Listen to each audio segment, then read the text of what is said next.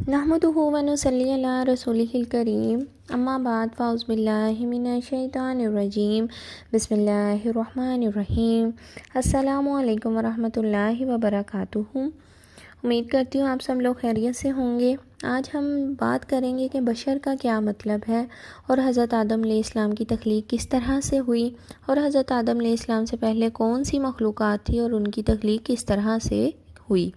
किस तरह से अल्लाह ताला ने उनको तख्लीक फ़रमाया। तो सबसे पहले हम बात करते हैं कि बशर का क्या मतलब है। बशर हम आम ज़ुबान में तो ये समझते हैं ना कि आदम अलैहिस्सलाम की औलाद जो मर्द और औरत भी हैं, चाहे वो एक हो या ज़्यादा हो, और बशर लफ्ज़ की जमा अबशार होती है। तो बशर का जो लुग़वी मानी है, यानी इसका जो मतलब है वो ये है कि मिट्टी से पैदा किया गया वजूद, यानी ऐसी मखलूक जो मिट्टी से पैदा की गई है और वो मिट्टी जो खुश्क होने पर बजने वाली है और वो काली और बदबूदार भी है। अल्लाह ताला ने कुरान मजीद में सलसाल का ज़िक्र, सलसाल का लफ्ज़ इस्तेमाल फ़रमाया है, यानी बचती हुई मिट्टी। इसका मतलब ये है कि हमने इंसान को बचती हुई मिट्टी से पैदा फ़रमाया। जब अल्लाह ताला ने हज़रत आदम अलैहिस्सलाम को पैदा करने का इरादा फ़रमाया तो जिस मिट्टी से हज़रत आदम अलैहिस्सलाम की तख्लीक की गई, उस मिट्टी के ऊपर अल्लाह ताला ने 40 रोज़ तक बारिश बरसाई। जब मिट्टी के ऊपर 40 रोज़ तक बारिश बरसी तो वो गारे की शक्ल इख्तियार कर गई और वो 40 रोज़ तक वो गारे की ही शक्ल में पड़ी रही। फिर 40 रोज़ तक उसके गारे में बदबू पैदा हुई और वो स्याह रंगत का होता गया। फिर अल्लाह ताला ने हज़रत आदम अलैहिस्सलाम की सूरत बनाई और वो सूरत 40 रोज़ तक पड़ी रही और वो खुश्क हो गई और खुश्क होने पर बजने वाली हो गई। तो इस तरह से अल्लाह ताला ने कुरान पाक में जो हम लोगों को बताया कि हमने इंसान को बचती हुई मिट्टी से, खनकती हुई मिट्टी से पैदा किया, वो ये है कि अल्लाह ताला ने हज़रत आदम अलैहिस्सलाम को इन 4 अदवार के अंदर पैदा फरमाया। जब अल्लाह ताला ने 40 रोज़ तक हज़रत आदम अलैहिस्सलाम की सूरत बनाकर उसको रखा और वो बजने वाली मिट्टी की सूरत में चली गई, तो उस जुमे के दिन और असर के वक्त हज़रत आदम अलैहिस्सलाम की उस सूरत में रूह फूंकी गई। और एक कौल के मुताबिक हज़रत आदम अलैहिस्सलाम की तख्लीक दुनिया के किसी बाग में हुई और फिर अल्लाह ताला उन्हें जन्नत पर ले गए और जन्नत में ले जाकर अल्लाह ताला ने फ़रिश्तों को और जिन्नात को, जो हज़रत आदम अलैहिस्सलाम से पहली मखलूक़ात थीं, उनको हुक्म दिया कि आप हज़रत आदम अलैहिस्सलाम को सजदा करें। जब फ़रिश्ते जो हैं वो एक नूरी मखलूक हैं जो अल्लाह ताला के नूर के साथ पैदा किए गए हैं और उन्होंने तो हज़रत आदम अलैहिस्सलाम को सजदा किया, और लेकिन जो जिन्नात थे और उनका जो सरगना था इब्लीस, इसने हज़रत आदम अलैहिस्सलाम को सजदा करने से इनकार कर दिया। अब यहाँ पे हम बात करते हैं कि जिन का लग़वी मानी क्या है। जिन लफ्ज़ का लग़वी मानी पोशीदा और छुपा हुआ है, और जिन्नात को अल्लाह ताला ने गर्म हवा से, ऐसी गर्म हवा से पैदा किया है जिसका धुआं नहीं था।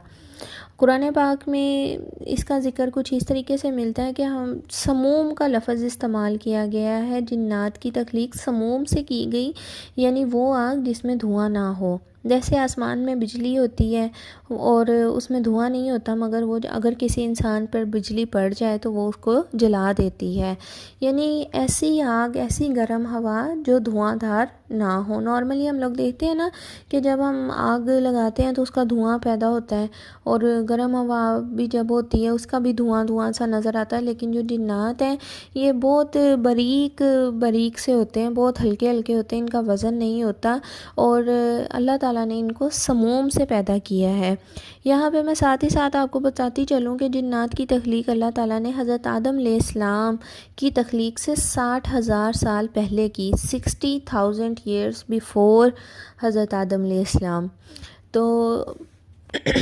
जब इब्लीस ने, और इब्लीस का भी मानी मैं यहाँ पे बताती चलूँ, ऐसा فرد جو نا امید ہو چکا ہو، یعنی اللہ تعالیٰ کی رحمت سے نا امید ہونے والے کو ابلیس کہا جاتا ہے۔ تو جب اللہ تعالیٰ نے حضرت آدم علیہ السلام کو سجدے کا حکم دیا تو فرشتوں نے تو سجدہ کر دیا اور اللہ تعالیٰ کے حکم کی تعمیل کی، لیکن ابلیس نے حضرت آدم علیہ السلام کو سجدہ کرنے سے کراہت محسوس کی اور سجدہ نہیں کیا۔ اس کے تکبر کی وجہ سے اس نے انکار کر دیا، اور شیطان نے کہا کہ یہ میری شان نہیں ہے کہ میں انسان کو سجدہ کروں،